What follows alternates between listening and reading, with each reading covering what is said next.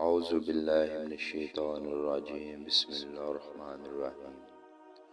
نبی کریم صلی اللہ علیہ وآلہ وسلم نے فرمایا، میرے لیے جو شخص دونوں جبڑوں کے درمیان کی چیز، زبان اور دونوں ٹانگوں کے درمیان کی چیز، شرمگاہ کی ذمہ داری دے دے، میں اس کے لیے جنت کی ذمہ داری دیتا ہوں۔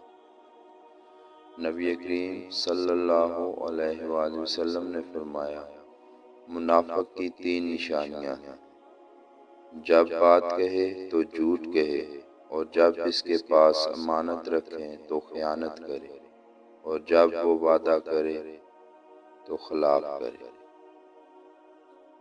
نبی کریم صلی اللہ علیہ وآلہ وسلم نے فرمایا، جس نے سورہ بقرہ کی 2 آخری آیتیں رات میں پڑھ لی، وہ اسے ہر آفت سے بچانے کے لیے کافی ہو جائیں گی۔